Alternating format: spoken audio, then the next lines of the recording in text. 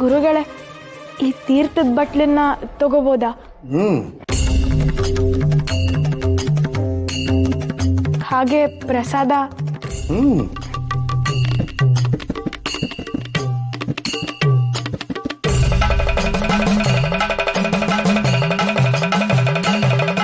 ನೀವೇ ಹೇಳ್ದ ಹಾಗೆ ಇದು ಬರೀ ಕಲ್ ಸಕ್ಕರೆ, ಇದು ಜಲ.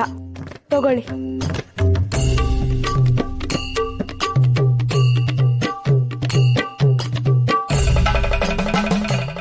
ಆ ಕಲ್ ಸಕ್ಕರೆನ ಜಲದಲ್ಲಿ ಹಾಕಿ ಅದನ್ನ ಕದಡಿ.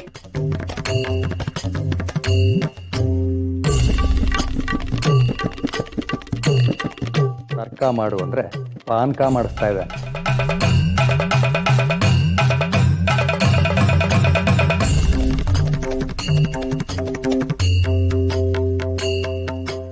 ಈಗ ಕೊಡಿ.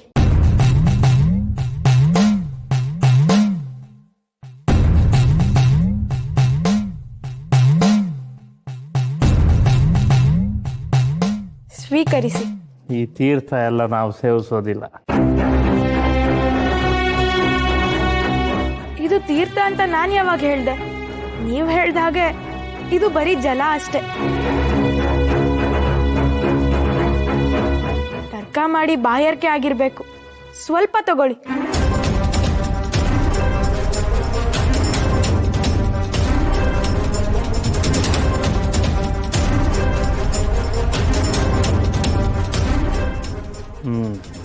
ಹೇಗಿದೆ? ಇದೆಂತ ಪ್ರಶ್ನೆ? ಸಿಹಿಯಾಗಿದೆ.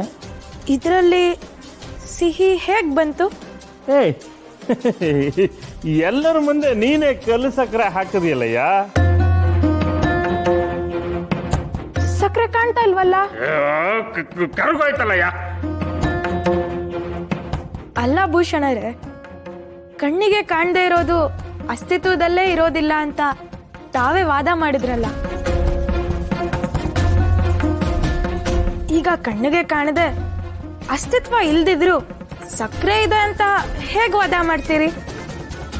ಇದು ನ್ಯಾಯವೇ?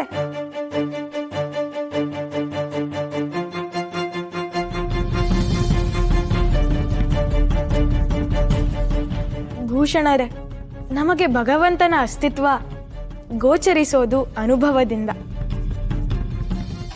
ನಿಮಗೆ ಈ ನೀರಲ್ಲಿ ಸಿಹಿಯ ಅನುಭವ ಸಿಕ್ತಲ್ಲ, ಹಾಗೆ